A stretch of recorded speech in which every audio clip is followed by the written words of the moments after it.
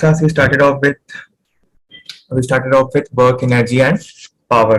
Okay, so we did not go very deep into these topics. We just had an introduction class on these topics, and some I told you, I remember, regarding what factors does work depend upon. Then we also like found out key whether it is scalar, it is vector, whatever quantity is it is. We did that also. The work unit of work, we all defined that as well. And what is 1 joule of work? Work is nothing but in energy generated. So we're just going through it once again, just a quick revision. And I asked you one question in the last class: positive and negative. Okay, so only one person answered this right. It was Shruti, I guess. So yeah, that was a very perfect explanation of this particular thing. Ki negative work ka implication. What does negative work means? Okay, because we have already found out that work is scalar. Then how can it be negative? Okay, we never say -5 meter, -10 meter. Okay, but as Shruti explained in the last class, I remember, you can create an analogy with temperature. Temperature also goes in negative, but that doesn't mean it will become vector. Same analogy. Okay, just a quick revision of these things. If someone has missed out in the previous class, then we can just ask once again if any doubt, or I'm telling each of the topics specifically once again. Then zero work done, ये discuss हो चुका था कि just for your reference, these pictures once again. So this is a very legendary actor in front of you and a very iconic movie, blockbuster movie.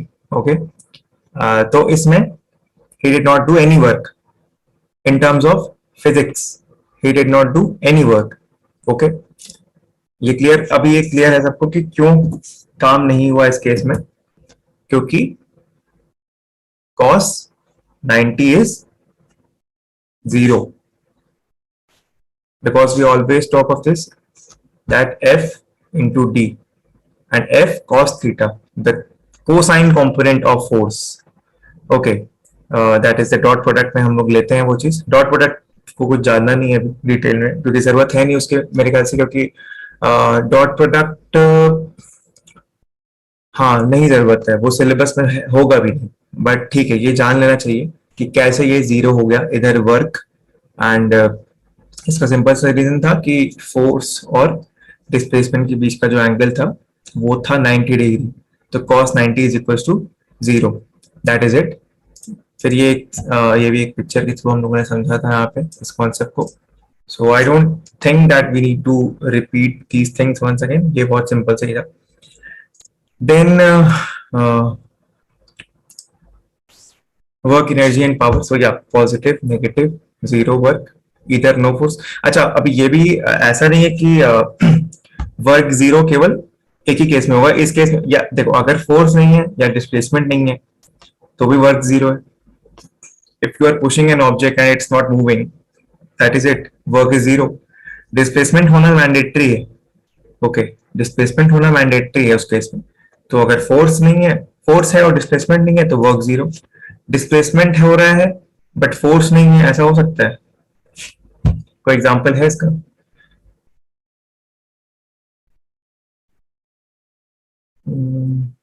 क्या ले सकते हैं इसमें? फोर्स तो अगर फ्री फॉल का भी एग्जांपल लिया जाए तो उसमें भी ग्रेविटी तो लगी रही है. खैर, ऐसा मतलब एक हाइपोथेटिकल अगर ऐसा लिया जाए, या फिर किसी को कोई एग्जांपल आ रहा हो, then please put it in the chat box, so even I could know कि ऐसा कोई एग्जांपल हो सकता है. अभी स्ट्राइक नहीं कर रहा है immediately, I am not able to recall, but ऐसा बहुत एग्जांपल हो सकते हैं. बट ठीक है, either case it doesn't matter. अगर force is zero, work zero, displacement is zero, work zero, that is it. So this is where we ended our class, and with that one question which Shruti answered in the last class, कि work negative का मतलब ये है कि हाँ किसी चीज के अगेंस्ट में काम हो रहा है. That is the real meaning of negative work done. Okay, and positive work done मतलब कि किसी के साथ में काम हो रहा है, मतलब जिधर डिस्प्लेसमेंट है उधर ही फोर्स है, that is your positive work done. Negative work done का example, just a second,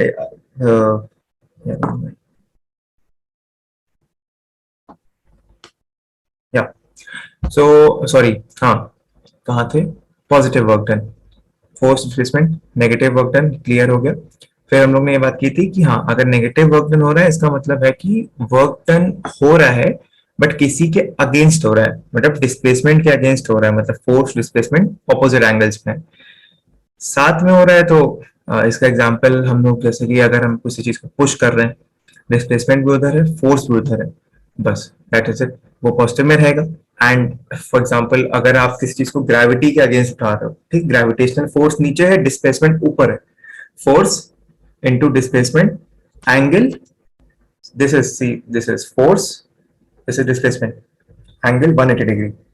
okay, तो ये अगेंस्ट में हो रहा है, तो बस नेगेटिव वर्क डन हो गया. So weight lifting, exactly, exactly Shubham, weight lifting, ठीक. Now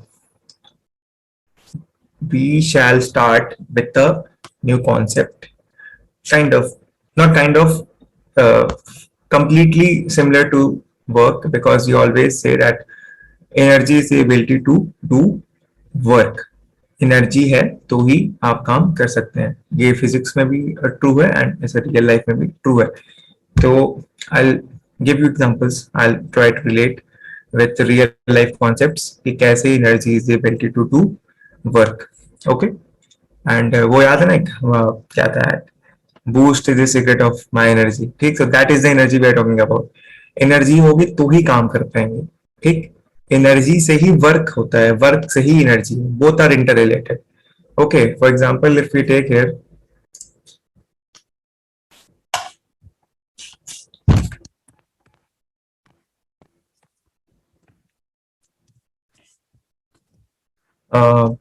say this is a block, okay, standing here,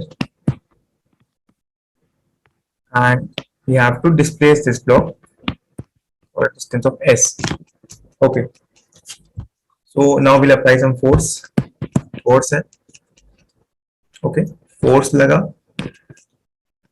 block displace हुआ, तो वर्क डन, तो वी गेट टू नो कि force into displacement is work done. But the hidden thing, the hidden portion behind this formula is energy. Okay, when you are pushing a block, okay, when you are pushing a block, there is some energy stored within of you, within you. Okay, there's some energy stored within you which is helping you move that block. Okay, that is why I say energy is the ability to do work. Okay, and same as work done, what should be the unit of energy?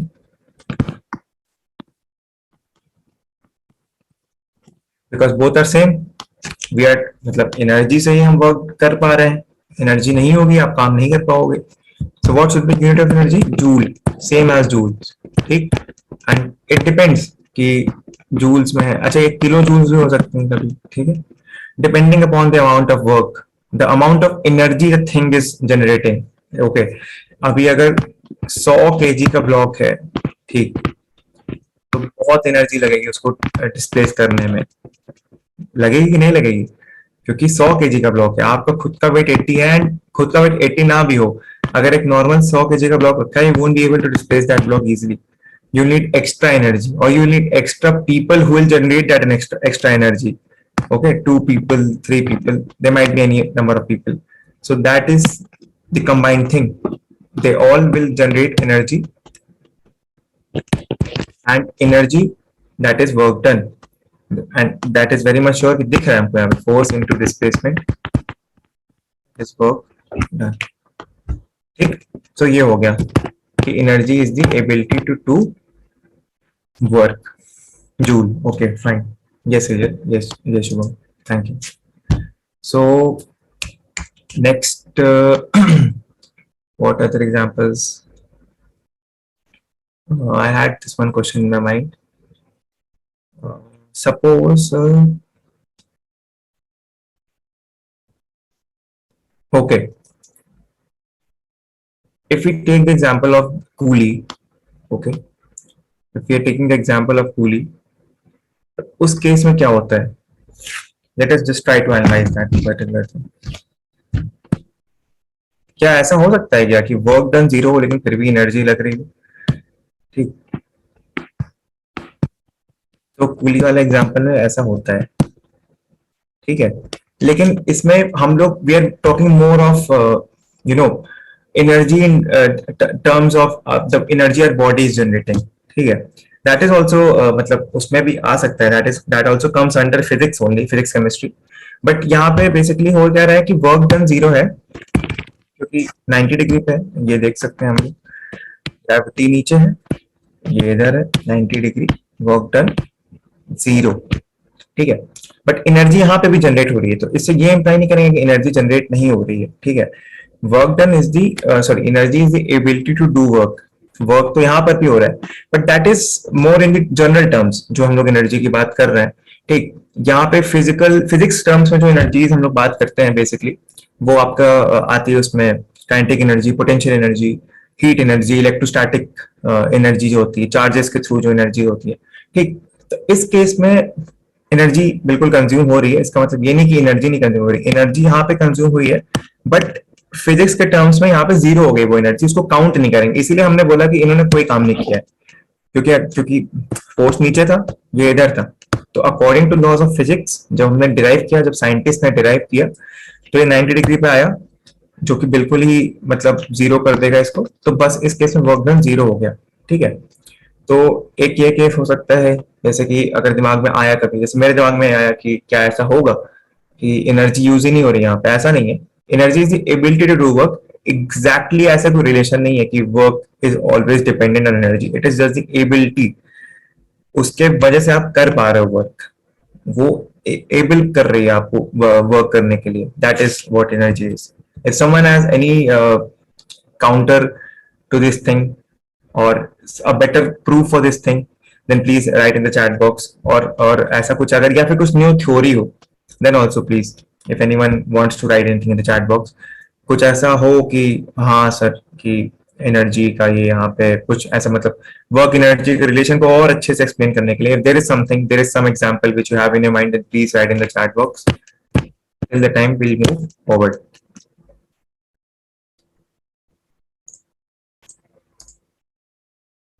So where were we? Yeah. So energy is ability to do work. Okay. Marked in bold, ability to do work. Now, amount of energy possessed by a body is equal to amount of work it can do when the energy is released. ठीक है, it can do when the energy is released. ठीक है, कर सकती है, ठीक है, जितना वो काम कर सकती है। तो हमने केस देख ही लिया कि जितनी एनर्जी होगी उतना ही काम हो पाएगा, ठीक।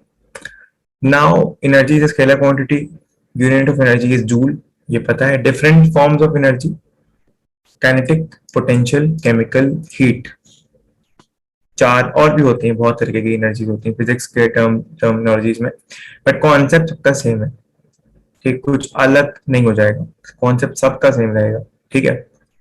अगर वो फॉर्मूला भी लगभग लगभग डायमेंशनली देखा जाए तो हर एनर्जी का फॉर्मूला सेम आएगा, ठीक। जब हम लोग डायमेंशंस की बात करते हैं, डायमेंशंस लास्ट क्लास में बताया भी था शायद एक बार, लास्ट क्लास में बताया था। तो काइनेटिक, पोटेंशियल, केमिकल, हीट, ठीक, ये हो गया।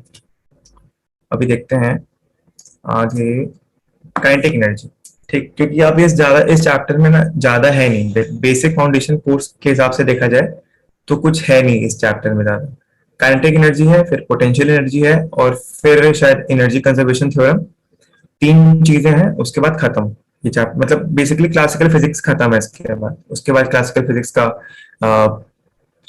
कुछ बच्चे क्वेश्चंस बच सकते हैं, क्वेश्चंस बच कह सकते हैं, क्वेश्चंस तो हमेशा रहेंगे ही रहेंगे, चाहे जितना भी कर, क्वेश्चंस की तो लिमिट नहीं है, तो क्वेश्चंस कर सकते हैं, बट बेसिकली खत्म है। तो इसीलिए I am going slow with these topics, एक डिटेल में बार बार एक्सप्लेन करना चाह रहा हूँ ताकि ये लास्ट टॉपिक है, इसको और अच्छे से क्लियर कर लें, और इम्पोर्टेंट है, एनर्जी कंजर्वेशन थ्योरम जब आगे है तो वो बहुत ज़्यादा इम्पोर्टेंट है। तो काइनेटिक एनर्जी हम लोग आज स्टार्ट कर देते हैं, थोड़ा सा काइनेटिक एनर्जी के बारे में डिस्कशन करेंगे अच्छे से, ताकि कभी कोई डाउट ना आए इस चीज़ पे आगे। ठीक है, तो kinetic energy.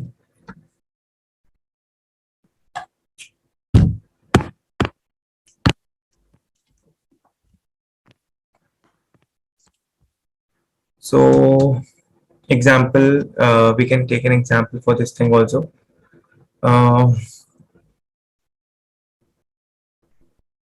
Okay, okay, fine. एक काम करते हैं ऐसे कि suppose is a person standing. Okay, and sometimes ऐसा होता है ना कि अच्छा काइनेटिक एनर्जी का एक बार I'll first give you the definition. I forgot to ना. तो energy possessed by a body due to virtue of its motion. If that body is in motion, then at that particular time or that period of time, the energy generated by that body is kinetic energy. Okay, energy possessed by a body due to virtue of its motion जो हो रहा है body का, due to that motion the energy is kinetic energy. ठीक, so now secondly I have written every moving thing has a kinetic energy. True. Now, now the question is, does it depends upon mass? Does it depends upon velocity? So यही solve करेंगे हम लोग अभी। ये कुछ कुछ examples देखते हैं, फिर हम लोग अपने आप समझ जाएंगे कि does it depends upon mass, does it or it does not.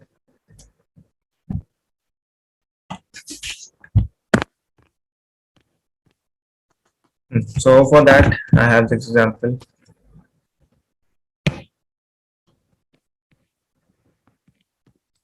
Now, this is the person standing. Okay. यहाँ पे this is one more person, A or B. Now, A starts moving towards B. A जो है B की तरफ चलते हुए नहीं, भागते हुए आ रहा है। ठीक है, A B की तरफ भागते हुए आ रहा है एट से 20 metre per second, and he collides, B से लड़ गया। ठीक है, B से लड़ गया, तो जैसे ही इससे लड़ेगा कुछ इम्पैक्ट तो आएगा इस पे, तो ये भी थोड़ा सा आगे जाएगा, इसका भी कुछ मोशन होगा, थोड़ा सा ही, मतलब बहुत ज्यादा नहीं। ठीक, कुछ मोशन होगा, थोड़ा सा ये भी डिस्प्लेस होगा। ठीक है, एनर्जी कंजर्वेशन में पढ़ेंगे कि क्या एक्चुअली होता क्या है। एनर्जी कभी डिस्ट्रॉय नहीं हो सकती, ट्रांसफर हो सकती है, तो बेसिकली वही है। ये भागते हुए आ रहा था।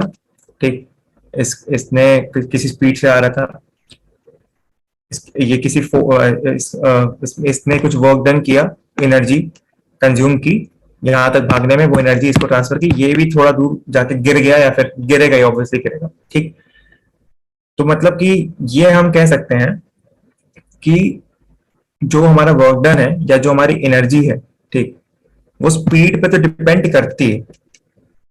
ठीक, ठीक है, स्पीड पे डिपेंड कर रही है वो चीज। अगर यही स्पीड, सपोज करो ये स्पीड होती 1 metre per second, 1 metre per second, ठीक, तो क्या ये इंसान गिरता या ये इतना आगे जाता जितना ये इस केस में गया था 20 मीटर पर सेकेंड में?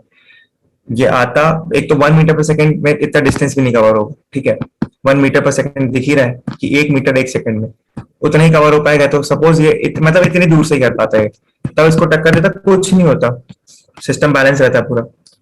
बट इस केस में स्पीड ज्यादा थी, इस केस में स्पीड कम है, जो कि हम लोग मोमेंटम में भी पढ़ चुके थे कि कैसे डिपेंड करता है। कंजर्वेशन ऑफ मोमेंटम याद आया? कंजर्वेशन ऑफ मोमेंटम में ये चीज पढ़ी थी, वैसे ही एनर्जी कंजर्वेशन में भी ये चीज पढ़ेंगे। कंजर्वेशन ऑफ मोमेंटम में भी यही होता था ना कि मोमेंटम कैन बी ट्रांसफर्ड, ठीक, it can not be destroyed. Energy का भी यही सेम होता है। तो 1 मीटर पर सेकंड में एनर्जी ट्रांसफर होगी, बट इतनी नहीं होगी कि ये गिर जाए यहाँ पे आके। इस केस में बहुत एनर्जी है, एंड सॉरी स्पीड है, एंड जैसे जैसे इसको बढ़ाओगे, स्पीड को बढ़ा के कर, तो अगर 50 मीटर पर सेकेंड, चलो 50 मीटर पर सेकंड कर दिया इसको, ठीक है, 50 60 कर दिया, जो भी 60 कर दिया, तब ये और दूर जाके गिरेगा, या फिर हो सकता है इसको ज्यादा डैमेज हो, क्योंकि उतनी ही एनर्जी जनरेट इसने की और इतनी इसको ट्रांसफर कर दी, एनर्जी जनरेट हुई क्योंकि इसके पास कुछ वेलोसिटी थी, इसने इसको ट्रांसफर की एनर्जी, ये यहाँ पे गिर गया। इस केस में 1 मीटर पर सेकेंड है, बहुत कम एनर्जी जनरेट की, उतनी ही ट्रांसफर की, कुछ नहीं हुआ, स्टेबल रहा सिस्टम। ठीक, तो एक चीज जो कि हम पहले यहां से निकालेंगे, वो हमने क्या समझा, क्या समझा, कोई बता सकता है?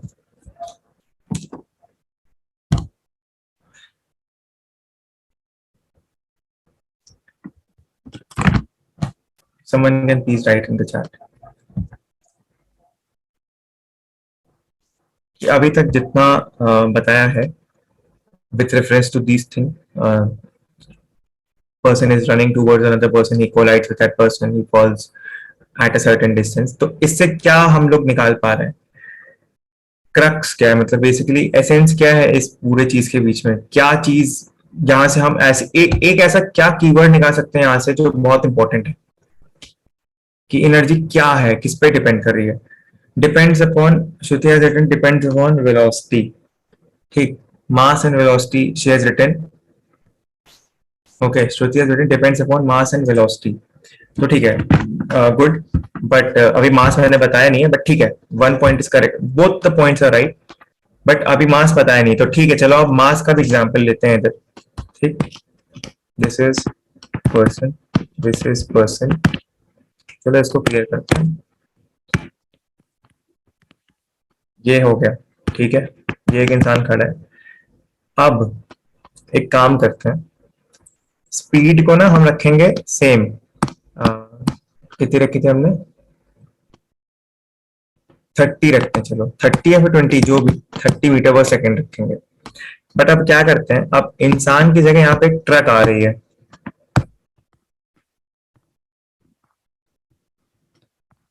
अब इंसान की जगह यहाँ पे एक ट्रक आ रही है,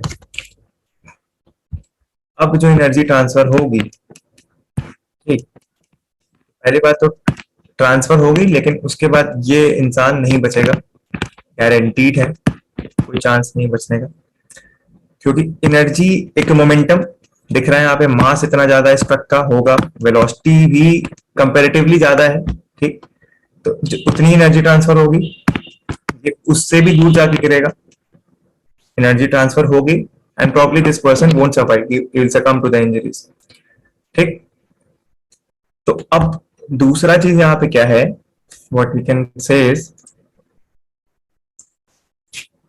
क्लियर करते हैं, हमने पहली चीज पढ़ी कि work depends upon mass, sorry, work depends upon velocity,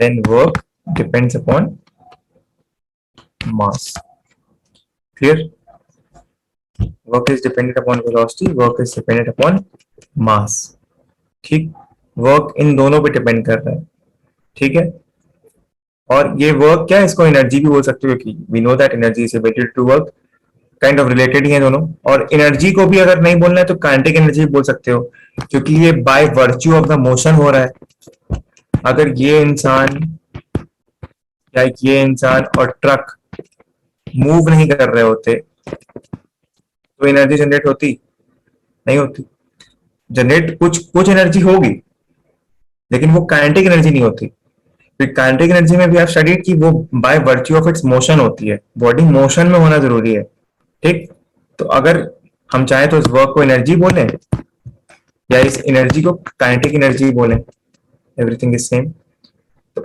अब क्या हम बोल सकते हैं कि kinetic energy depends upon mass, kinetic energy depends upon velocity, clear, chat box में एक बार प्लीज रिप्लाई, और if someone has any doubt and please go ahead.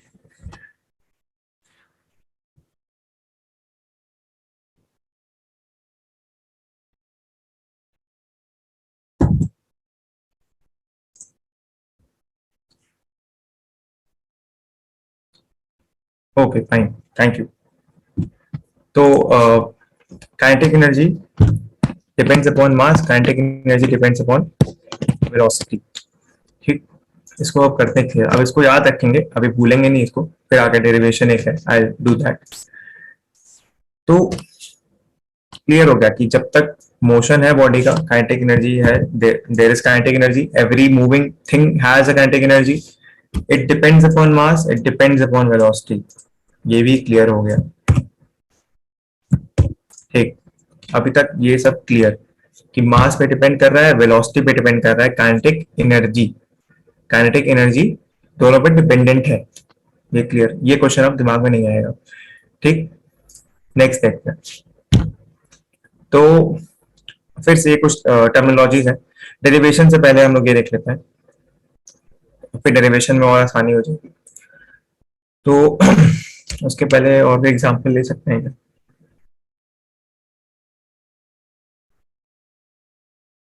Kinetic energy, मास, ठीक है, सेम क्वेश्चन ही होगा, फिर अलग कुछ नहीं बन रहा है, तो अभी के लिए सही प्रोसीड करते हैं। तो what is kinetic energy? To accelerate an object we have to apply force, we have to apply force, uh, we need to do work. When work is done on object, energy is transferred. See, here it is mentioned as well, energy is transferred and the objects move with a new constant speed. Constant speed, we call the energy that is transferred as kinetic energy, and it depends upon mass and speed achieved. Clear?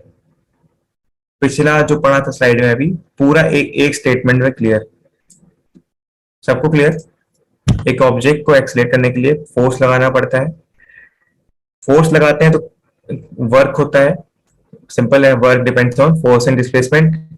जब work हो रहा है, force लगा रहे हैं, अगर work हो रहा है तो मतलब फोर्स डिस्प्लेसमेंट दोनों ही हो रहा है। ठीक, क्योंकि अगर एक भी जीरो हुआ तो वर्क डन जीरो हो जाएगा। Work is done on object, energy is transferred, object move with a new constant speed.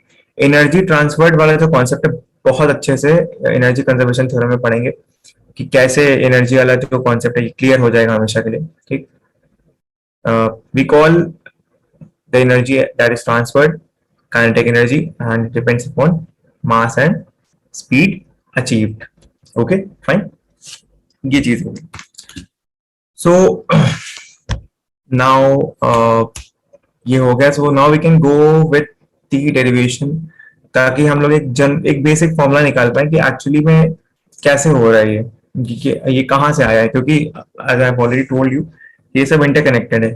Physics में हर चीज इंटरकनेक्टेड है, कहीं ना कहीं से कुछ ना कुछ करके पुरानी कॉन्सेप्ट से ही हम लोग एक नया फॉर्मूला डिराइव कर सकते हैं। That is the beauty of physics की एक एक पुरानी चीजों से सब इंटरलिंक्ड है, एंड इंटरलिंक होने की वजह से इतना इजी हो जाता है चीजों को रिलेट करना। ठीक है, तो अब जैसे कि हम लोगों ने अभी पढ़ ही लिया, तो इसको डिराइव कर लेते हैं एक बार, इस फॉर्मूले को डिराइव कर लेते हैं। फर्स्ट आई थॉट कि आई give you in a PDF, but ठीक है, क्लास में कर लेते हैं, क्योंकि वैसे भी खत्म होने वाला है चैप्टर ज्यादा, सो इट्स बेटर कि इधर काइनेटिक एनर्जी को अच्छे से हम लोग कंप्लीट कर दें। So work done.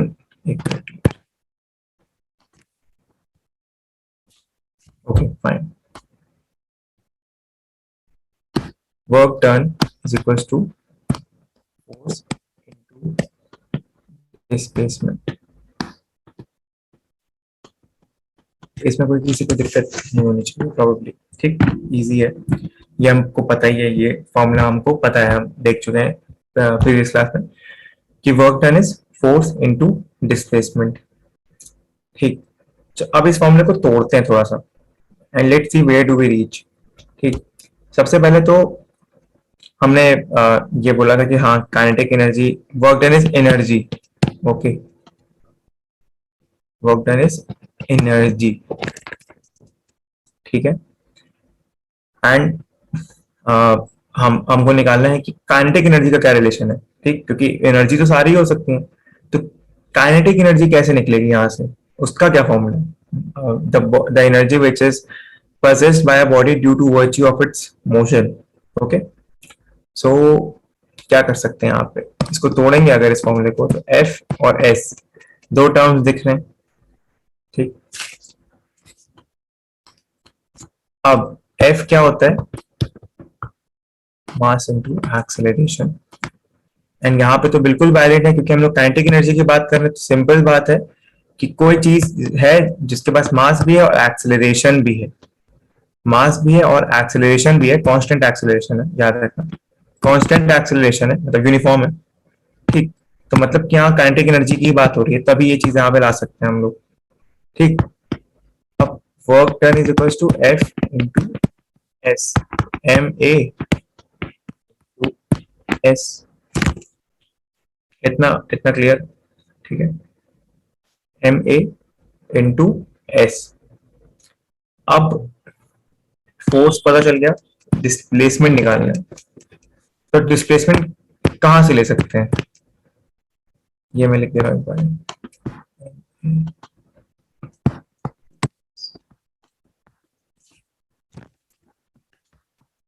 ये एस कहां से निकाल सकते हैं हम लोग,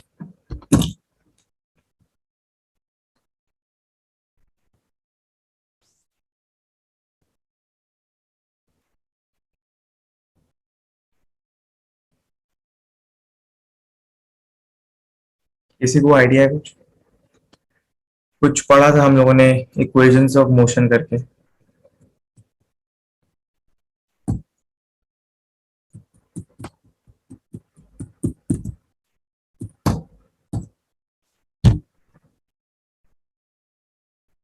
कोई एक इक्वेशन ऑफ मोशन अगर किसी को याद हो तो, जिसमें एस आता हो, third equation, yes, third equation, correct, ठीक।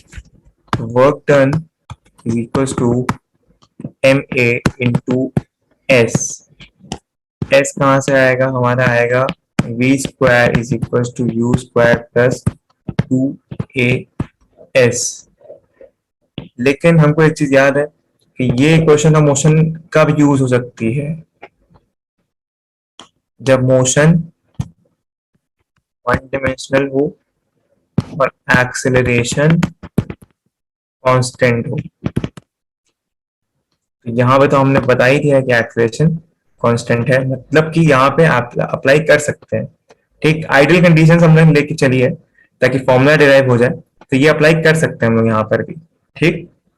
तो अब एस की वैल्यू यहाँ से निकालनी, तो V square minus U square upon, इसको इधर ले आया, इसको ऐसे कर दिया, टू एस, टू ए को नीचे ले आया, तो S square V square minus U square upon two A, क्या आया, V square minus U square upon two ए।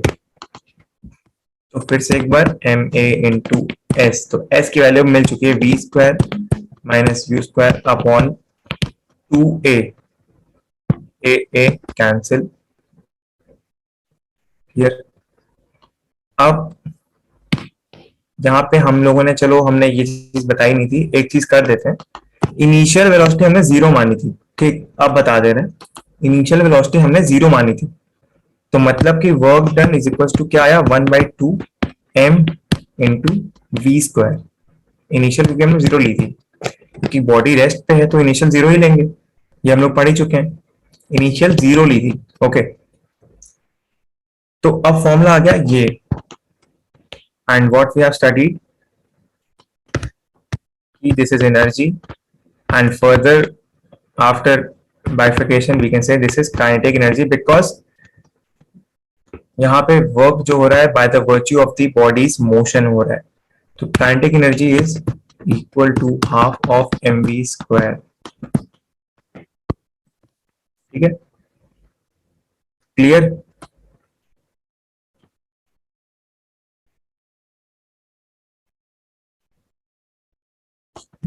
काइनेटिक एनर्जी का फॉर्मूला यहीं से आया है कि काइनेटिक एनर्जी होती क्या है, और अगर होती है कुछ तो उसका फॉर्मूला ये होता है।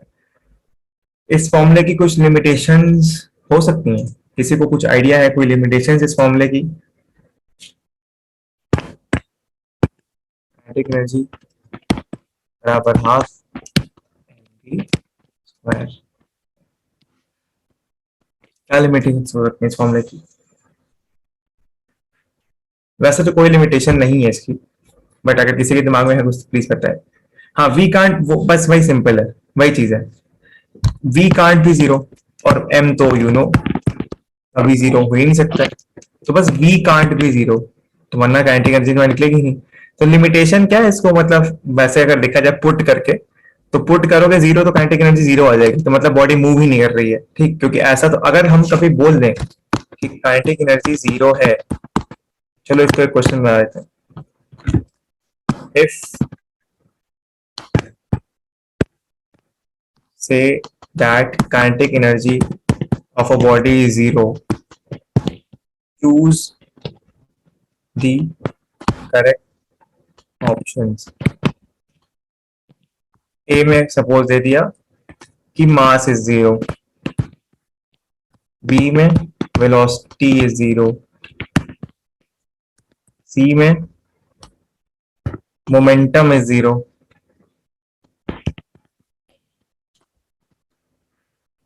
एंड डी में कुछ भी बना लेते हैं, none of the above कर देते हैं बेस्ट, जब कोई ऑप्शन ना आए ना, none of the above।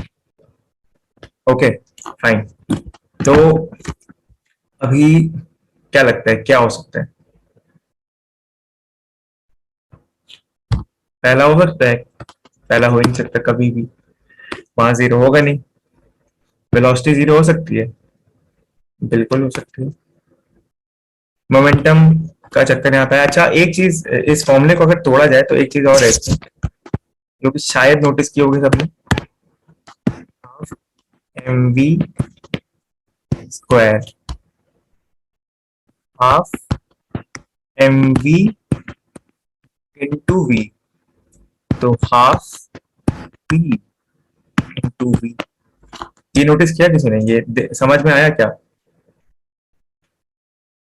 If the object is at rest, it won't have any kinetic energy, as Smita has mentioned.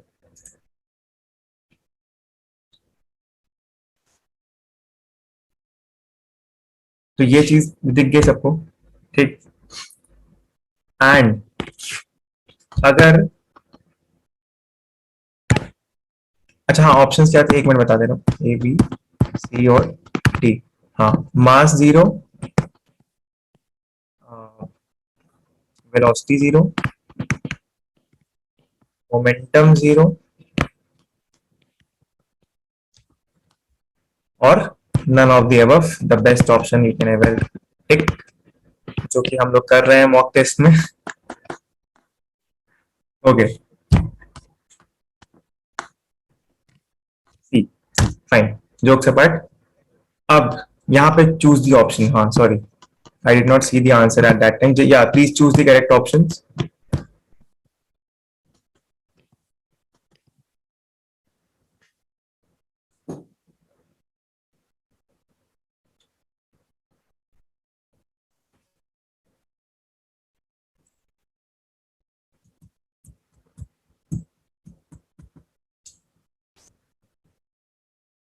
Astik has written B.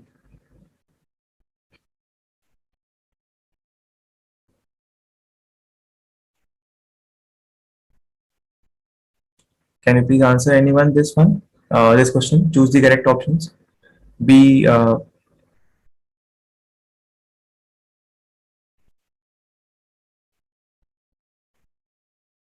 acha, I missed out on this one. Shruti has written something. Kinetic energy of a moving body is measured by the amount of work it can do before coming to rest. If this logic is correct, then final velocity should also be zero. Okay. So is this a question of yours? Basically, you're saying कि kinetic energy of a body is measured by the amount of work it can do before coming to rest. Okay.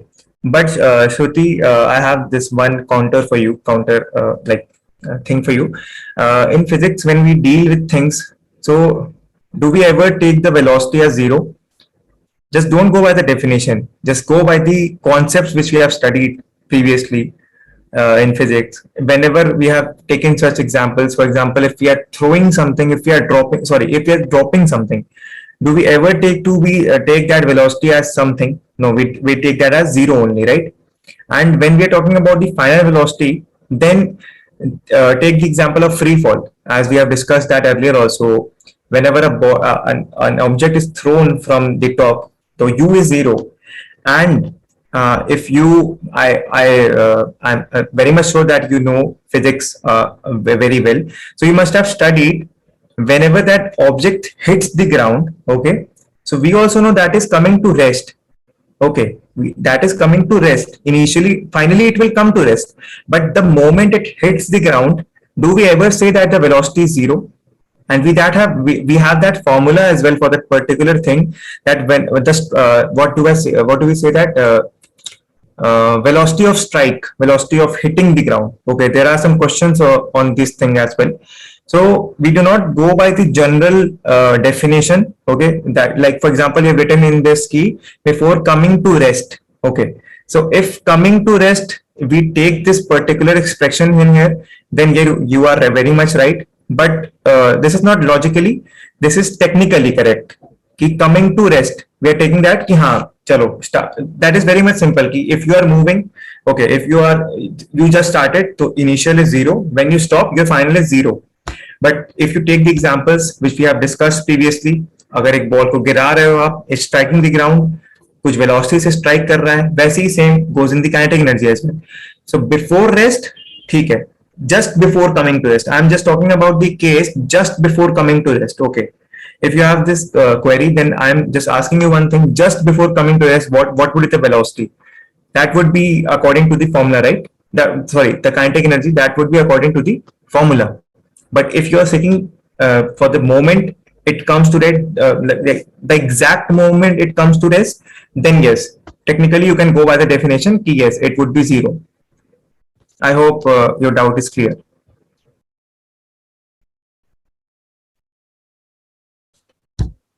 And only one person has answered this question, so please answer. Other people, choose the correct options out of these 4. None of the above is not the answer, so I have ruled it out for you. A, B, C, may say you choose the correct options, and there can be multiple options because I've written already options. So yeah.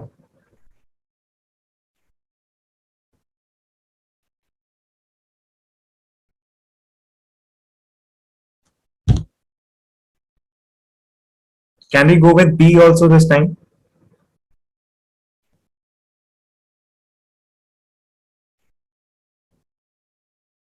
Okay, I'll repeat the question once again.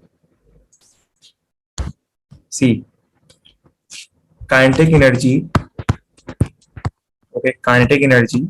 If I'm saying, if the examiner is saying kinetic energy is 0, then from the given below set of options, choose the correct options.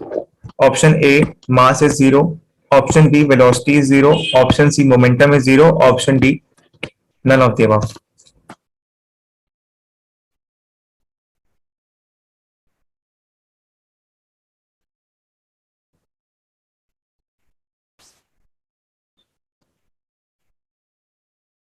B and C. Up now, yes, exactly. इसीलिए I included this option previously just to check whether you are listening to it carefully or not, and then I wrote that formula. C and B. Yes, Shruti. And Shruti, I hope your doubt is clear regarding that thing. So if yes, then please write in the chat box, or else I'll try to clear it. Okay, thank you. So yeah, now we move to this question. B and C. Okay, B and C. तो हमको दिख रहा है यहाँ पे, ठीक, इसीलिए I wrote that formula like this only, at half mv into v. So what is this? This is your momentum. This is your momentum. Okay, ये हो गया momentum. तो अब ये, and momentum क्या होता है? Momentum कब जनरेट होगा एक बॉडी में? When that body is moving. And similar situation applies to kinetic energy. If a body is moving, then only it will have kinetic energy. So that is it. यहीं पर मतलब, if this question comes, then make sure that you mark both the options, momentum as well as velocity. Can there be a body which is having a velocity and not having momentum? Impossible. So yes, if velocity becomes 0, then definitely momentum has to become 0. And like through relation also you can see mv. If v not equals to 0, okay, v not equals to, यहाँ पे clearly एक बार फिर से I'll tell, V not equals to 0. So let us take both of the formulas. Half mv square, okay, and momentum का formula mv, ठीक है. And I said v not equals to 0. That means ये भी 0 नहीं है और ये भी 0 नहीं है, क्योंकि mass can never be 0. Mass can never be 0. That means कि ये दोनों ही 0 नहीं. But as soon as I say कि v equals to 0, that means ये भी 0 और ये भी 0. सो b and c correct options. I hope everybody has got this concept. Just write in the chat box once and then I'll move to, कुछ है नहीं वैसे, खत्म ही है लगभग क्वेश्चंस हैं इसके आगे. We can do that in the next class, but अभी definitions we can do. Just write in the chat box, please bear with me. एक तो इलाहाबाद में थोड़ा सा लाइट के इश्यूज हैं, so that's why the class was postponed to 3. Sorry for that. And अभी भी लाइट नहीं आ रही थी, जस्ट अभी थोड़ी देर पहले आई है, so sorry for that. अभी जल्दी से we can just wrap this class जितना हुआ है अभी, and please tell if you have any doubts regarding the concepts which have been talked about.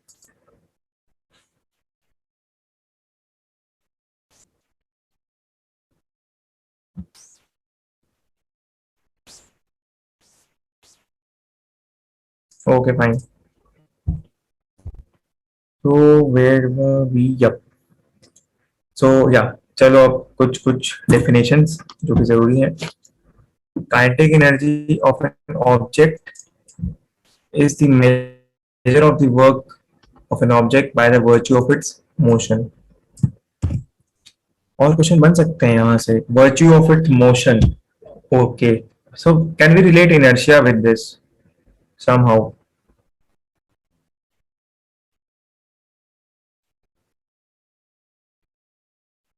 Okay, I'll make a question on this in the next class. Abhi, let's study first. Okay.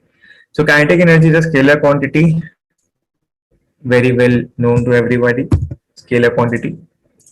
Magnitude alone, sure, very much sure about this. Unit of kinetic energy, this is kg meter per square per second square. CGS unit, CGS is also system of measurement. ठीक है, वो एक बार आपको देख लेना क्या होता है, उसमें अर्ग बोलते हैं. Okay. CGS is also system of measurement. जैसे SI होता है इंटरनेशनल सिस्टम, ऐसे CGS भी होता है. ठीक. So now examples. A truck traveling down the road has more kinetic energy than a car traveling at the same speed. Clear हो गया होगा क्यों? Because of its mass. A river flowing at a certain speed comprises kinetic energy as water has certain velocity and mass. Clear. Asteroid falling towards Earth is very large. Okay, fine. Kinetic energy of the aeroplane is more during the flight due to large mass and speed velocity. Yep. अच्छा, ये एक यहाँ पे था kinetic energy transformation. This I got from somewhere by शायद Byju's का site. I don't remember exactly. So यहाँ पे you can see यहाँ पे example था that how the energy is being transferred. So kinetic energy is transferred between objects and can be transformed into forms of energy. Yo-yo is a great example. Not yo-yo anything. Yo-yo. You must have seen that. होता है बचपन में ना, with a thread it comes. ठीक. So yo-yo is a great example to describe the transformation of kinetic energy. While beginning to play with it, one starts by letting it rest in hand. At this point, all the energy stored in the ball in the form of potential energy. Point to be noted. Potential energy. Once the person drops the yo-yo, the stored energy is transformed into kinetic energy. So energy transformation की हम लोगों ने बात की थी, but potential के बारे में नहीं बताया था. पोटेंशियल हम लोग बताएंगे कि क्या होती है. The energy of movement. Once the ball reaches the bottom of the yo-yo, all the energy is converted to kinetic energy. Clear. ठीक, ये क्लियर हो गया. कैसे? देखो, पोटेंशियल एनर्जी हो रही. पोटेंशियल का मतलब क्या होता है कि आज टेक्निकल टर्म्स मतलब वो उसमें नहीं जाएंगे, फिजिक्स वाले टर्म्स में. सिंपल बात करते हैं कि पोटेंशियल क्या होता है कि किसी के अंदर कोई क्षमता है किसी चीज की. ठीक है. इसका एक example which I still remember of potential energy, I read it in class 9th. I'll tell you the example, very good example in my book only. Okay, yes, yes, Shubham, having ability. ठीक, I remember that example. So उसमें मेरी book में था, I remember that. So say a stone is lying on the ground. ठीक, now that stone has no potential. Till the time it is lying on the ground, it has zero potential. ठीक, पड़े रहने तो जमीन पे कोई दिक्कत नहीं है, जब तक पड़ा है कोई दिक्कत नहीं है. अब कोई आके लड़ गया, पत्थर से पैर लड़ गया, that is a different case. Okay, उसमें स्टोन का कुछ पोटेंशियल नहीं आ रहा है, वो तो बस पड़ा हुआ था वहां पे. Now what do you do is, वो स्टोन को you pick it up, go to the top of your home or your building, drop it on someone's car, then you'll get to know that how much ability a stone has. Okay, that is known as potential. जमीन पे है, doesn't matter. ठीक, जमीन पे कुछ नहीं होने वाला है, कार आएगी शायद उसको कुचल ले, कार को कुछ थोड़ी होगा, स्टोन माइट ब्रेक, बट उसको उठा के ले जाओ, बिल्डिंग के टॉप पे ले जाओ and drop it on someone's car. You can try this today. Okay, don't try. So what happens is basically you are going against. यहाँ पे अभी टेक्निकल टर्म्स से थोड़ा सा बता देते हैं कि होता क्या है कि you pick that stone up, you go to the top of your building, you are picking that stone up against gravity. You're covering some distance against gravity. Okay, you are doing some work against gravity. Are you getting this point? Work against gravity. That means whatever work you are doing against gravity, that will be stored in the stone in the form of potential energy. Similar is the case of yo-yo. Okay, when the yo-yo is at its bottommost point, okay, at that time it has kinetic energy. It comes up, वापस ऊपर आता है, and by the time it comes reaches up to the top or to your hand, what the yo-yo is doing, it is gaining some potential against gravity. कुछ भी चीज ऊपर जा रही है, that is doing work against gravity, that has to have some energy. Same goes with yo-yo. नीचे गया, kinetic energy थी, ऊपर जब आया पोटेंशियल एनर्जी थी. एंड चलो वो भी हटा दो, ठीक है, ये भी भूल जाते हैं कि योयो यहाँ पे हम लोगों ने स्टार्ट किया. Just take a yoyo, you keep it in your hand, you are holding that yoyo in your hand at some height from the ground. Ground से किसी हाइट पे योयो पकड़ा है, ठीक, ग्राउंड से किसी हाइट पे पकड़ा है ना, दैट मीन्स कि उसको उठाया कहीं से तो उठाया. अगर यो जमीन पे पड़ा था, जमीन से उठाया, टेबल पे पड़ा था, टेबल से उठाया. ठीक, कहीं तो पड़ा होगा तभी उठाया यो. ठीक, सो मतलब कि कुछ पोटेंशियल वो गेन कर चुका है already in the form of energy, potential energy. तो अब उसके पास वो एनर्जी है. When you do like this, वो नीचे जाएगा, वो पोटेंशियल काइनेटिक में बदलेगी, जब ऊपर आएगा काइनेटिक पोटेंशियल में बदलेगी. This is the energy conservation theorem. ये पूरा लूप में चलता है, टेडलॉक टाइप का. ठीक, कि this is how energy is transferred. It is neither destroyed. Okay, it's not destroyed, it can only be transferred. Okay, and also it's not created, it can only be transferred from one thing to another. Okay, one form to another. So यही था yo-yo का concept. And one more example I've given you, you might try it. तो ये क्या हो रहा है basically, जो stone को ले गए, drop it in someone's car, you'll get to know what happens. The potential of the stone has now increased. And similarly, if you do not go to the top of the building, you go to your first floor, then also the damage done, there will be some damage done, but it won't be that level, because the height, your top of building is 10 meters. Okay, and your first floor is say 3 meters, 4 meters, half 5 meters पे लेते हैं, 5 meters तक से we can say. ठीक है, ज्यादा ही है, but ठीक है, चलो ले लेते हैं क्या हाइपोथेटिकल कंडीशन में 5 मीटर्स पे अगर आप गए हो, ठीक, 5 मीटर्स की हाइट में आपने फेंका, तो उतना डैमेज नहीं होगा जितना 10 मीटर से होगा, क्योंकि 10 मीटर तक ले जाने में आपने उतना ही एनर्जी स्टोर भी की, उसमें उतना ही डिस्टेंस कवर किया है ग्रेविटी के अगेंस्ट. 5 मीटर ज्यादा कवर किया ना, तो 5 मीटर का वो जो डिफरेंस है वो उसमें और स्टोर हो. बस, that is potential energy, and that is energy transformation, which basically we call as energy conservation theorem. So I hope this is clear to all of you. If any doubts, then just quickly write in the chat box, and then we can call it for the day. क्योंकि अब next class में potential energy and energy conservation theorem खत्म करके we can move to questions. I hope.